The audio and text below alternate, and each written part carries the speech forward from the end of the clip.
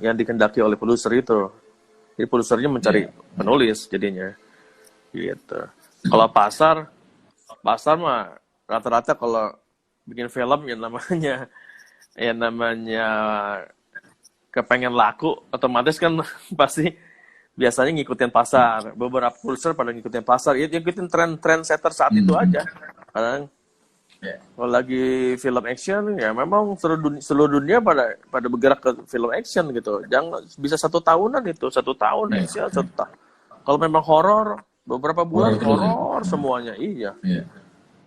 Jadi mungkin yang film jalur ide sendiri itu yang nekat itu yang melawan arus, atau dia punya ide sendiri untuk tidak ngikutin tren pasar, ya bisa aja.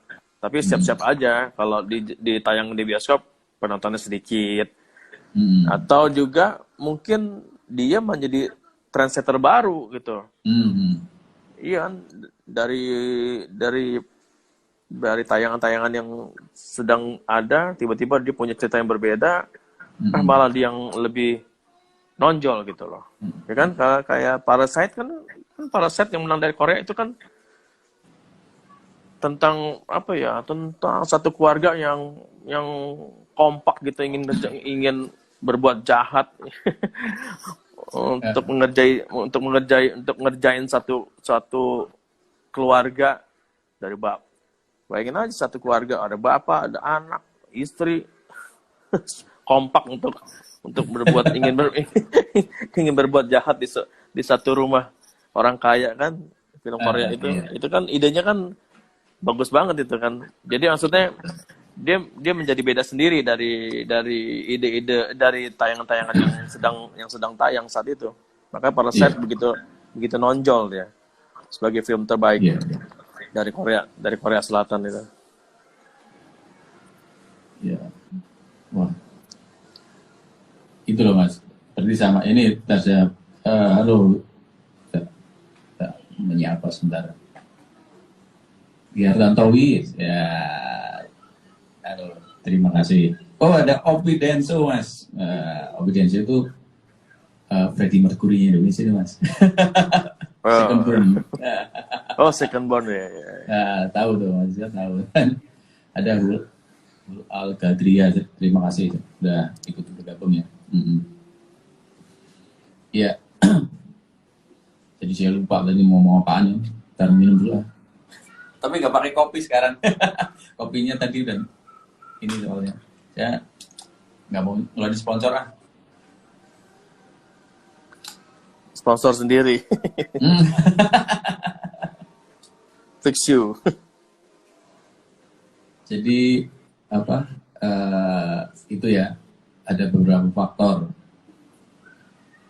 Yang terakhir, yang menarik itu tadi Mas. Ketika tren misalnya nih, tren tahun 2019 kemarin misalnya, trennya film action misalnya gitu kan. Nah, akhirnya orang kan ada menemukan titik jenuh ya Mas. Jadi harusnya kita punya tim yang kalau di film itu ada istilahnya apa namanya, yang benar-benar ngerti pasar itu kan sebenarnya dibentuk kan ya, pasar itu dibentuk. Jadi ketika apa namanya, para penonton itu udah jenuh di dalam menikmati film-film action, nah itu saat-saat itu yang harus dikeluarkan. Nah sementara untuk jadwal misalnya ini katakanlah kita ngomong film bioskop ya gitu. Katakanlah kita ngomong film bioskop atau ya film apa aja, kalau TV juga sama aja Mas ya. Maksudnya ketika orang jadi dengan tren yang udah berjalan itu, kita mau bikin tren baru gitu loh. Kita mau bikin tren baru itu harus berani kan Mas sebenarnya. Cuman ya itu tadi kan risikonya pasti ada ya. Risikonya kalau di bioskop ya tiketnya tidak laku gitu kan. Kalau di TV ya tidak rating gitu ya Mas ya. Iya. Nah, makanya ya memang harus berani mencoba sih Mas ya.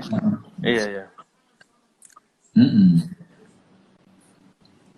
Harus berani mencoba dengan dengan apa segala perhitungan maksudnya. Dan segudang resiko. Karena kalau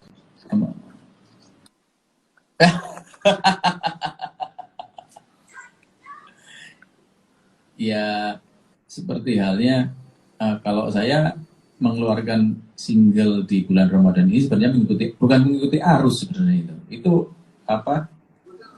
Itu lagu kan sebenarnya sudah lama sekali nih. Tapi selalu saya pending untuk saya keluarkan. Gitu. Yang taubat ya Mas ya? Karena yang film yang taubat itu kan kayaknya malah lagu itu udah tahun berapa 2010 kalau nggak salah itu lagu. Tapi kesini saya tuh nggak pernah menemukan nggak pernah menemukan sosok penyanyi yang pas nyanyiin lagu itu. Nah kemarin gitu loh, pas pandemi ini kan hampir setiap hari kan, hampir setiap hari saya nyanyi sama anak saya itu, bikin cover, bikin ini terakhir kan, ini kok coba kamu nyanyiin lagu saya ini, loh kok asik, nah udah itu saya bungkus langsung itu. Saya bungkus langsung, saya rekam, saya mixing, saya mastering, terusan saya bikin klip sendiri lah, klip dadakan dengan stok pakai handphone itu ya karena nggak bisa keluar kan kita, saya punya stok gambar yang lama, apa yang pernah ini ya udah saya mix aja gimana caranya, ya alhamdulillah bisa rilis dan sekarang sudah ada di portal musik di Spotify, di iTunes, di Joox, di Deezer sama Amazon Musik udah bisa di streaming dan download. Alhamdulillah. Ya semua dimudahkan gitu. Gitu. Itu Mas Dewi, saya lihat selama corona ini sering melatih anak sendiri ya sebelum bikin single ini ya Mas ya. Iya betul. Itu proses melatihnya gimana tuh Mas?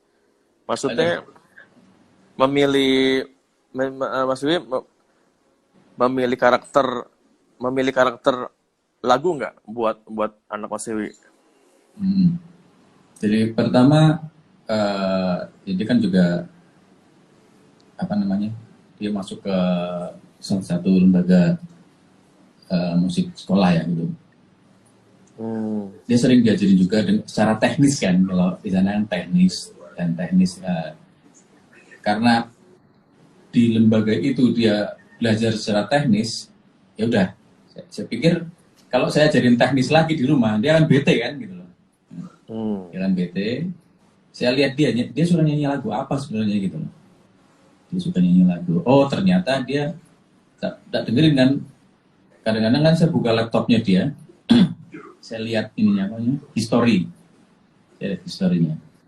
Saya lihat historinya. Oh yang ditonton inilah. Nah, tak dengerin musiknya. Ternyata keluar Billie Eilish, Skylar Grey, terusan ada juga Ariana Grande gitu loh. Nah, saya cobain nyanyi lagu itu. Ternyata ada pemiripan di beberapa penyanyi tadi. Nah, untuk menemukan karakternya itu, saya coba kontradiktif ya.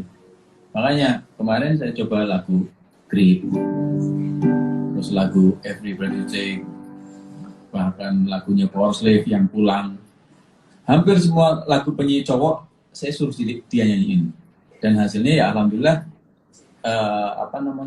dia bisa mencari karakter sendiri Mas. Nah dari itu saya beranikan coba deh. Sebenarnya itu proyek saya sekitar 2-3 tahun mendatang gitu, tapi kayaknya dia lebih cepat untuk menangkapnya gitu. Terus kenapa yang Mas Wiwi pilih tuh lagu-lagu dari penyanyi-penyanyi cowok tuh Mas untuk latihan? Kenapa tuh Mas? Iya, karena kalau dari penyanyi cewek dia cenderung akan menirukan. Si anak kan dia baru umur 12 tahun ya, apalagi ilmunya dia kan baru copy paste ya. Dia mengcopy, dia menyerap, dan dia akan mengeluarkan dengan hampir bisa dikatakan yang kalau bisa sama dengan yang aslinya gitu loh. Nah, Oh dengan iya. penyanyi cowok, dia nggak akan bisa kan? Dia nggak akan bisa Hmm. menirukan penyanyi cowok itu. Akhirnya dia berpikir kan, gimana ya caranya? Saya keluar notnya kayak gitu, tapi apa namanya, didengar tetap enak. Nah, itu. Nggak tahu, saya akhirnya menemukan hal-hal yang seperti itu gitu. Saya Hmm. coba gitu. Ya, seperti halnya ketika saya mencoba menyanyikan lagu cewek gitu loh.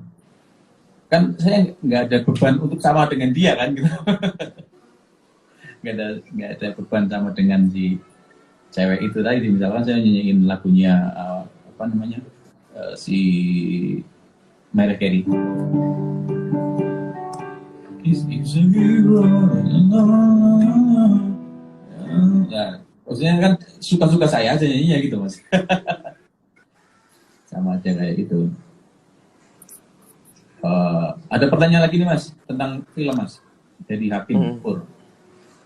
Berapa persen peran efek visual pada kurang jelas. Berapa persen peran efek visual pada FTV dan sinetron dilibatkan? Karena kalau menurut saya hasilnya masih garing. Ya, oke, itu mas. Ya, ini FTV yang mana dulu nih yang, yang ditonton? Nah, iya. Hmm. FTV dan sinetron pakai efek visual. Mm-mm. Ya Berapa mungkin persen karena peran? Maksudnya berapa persen perannya gitu? ya harusnya kan sudah bisa didiskusikan ya pentingnya kita memakai efek visual dalam sebuah tayangan kan. Hmm. Harusnya kan sudah bisa didiskusikan pada saat meeting skenario. Jadi kebutuhan-kebutuhannya yang mau dicapai bisa kita diskusikan di meja dulu. Hmm. Hmm. Coba, jadi efek itu penting. Misalnya ada project di web series yang saya bikin sama Mas Wiwi juga tuh. Yang Tapi saya supervisi editingnya yang Omen ya Mas ya. komen. Oh iya iya iya. Omen itu kan dua karakter tokoh cewek kembar. Hmm. Tapi yang memerankannya satu orang. Hmm. Di sana visual apa namanya, Itu visual efek efeknya maksudnya.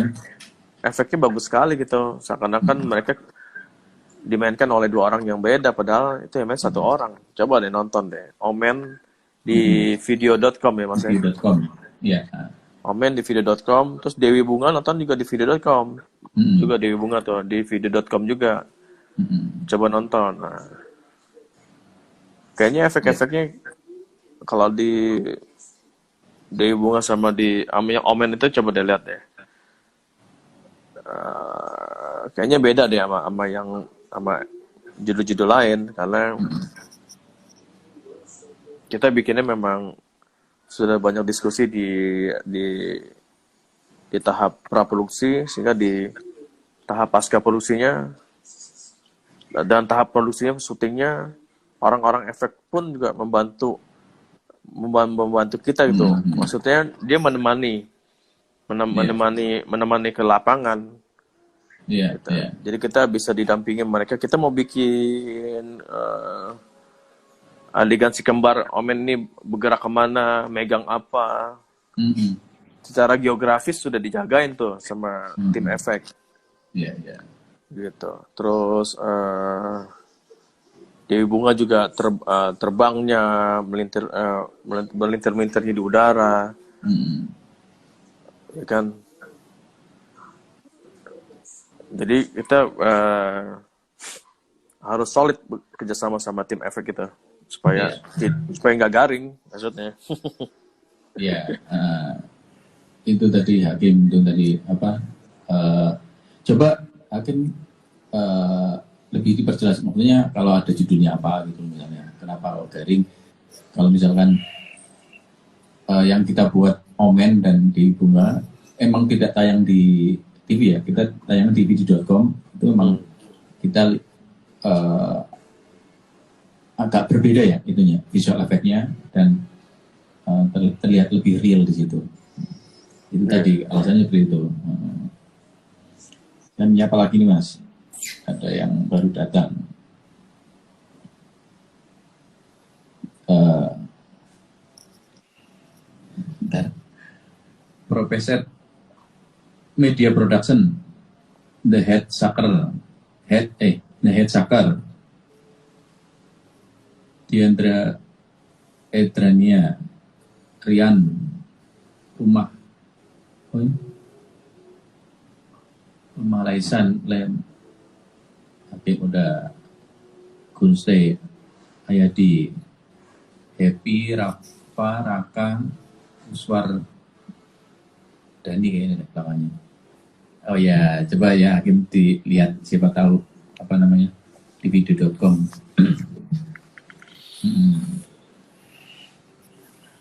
Ada lagi gak yang mau nanyain tentang film, tentang sinetron, tentang apa, tentang musik juga apa-apa gitu loh. Kalau saya mau tanya lagi nih Mas Rizal. Tanya terus Mas.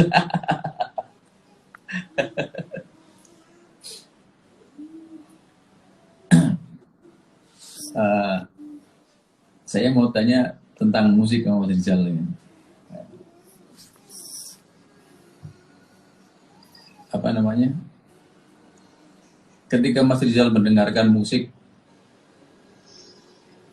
apa tahun 70-an, 80-an dan 90-an gitu loh. Yang menarik bagi Mas Rizal itu apa? Maksudnya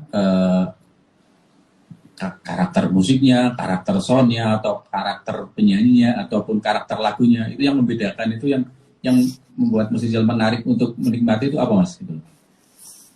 Jadi kalau karakter tahun 70-an itu kan 70-an dan 80 itu kayaknya lebih tegas ya. Maksudnya satu grup band itu jadi dia bisa memunculkan suatu ciri khas gitu. Itu yang bikin kita menjadi tergila-gila sama grup itu kadang-kadang, karena sebab dia mempunyai ciri khas sendiri. Misalnya kayak Queen, Freddie Mercury, suaranya kayak begitu, yang berbeda, nggak bisa sama dia. Terus Led Zeppelin, Robert Plant, suaranya kayak gitu, melengking 3,5 oktav, ya kan.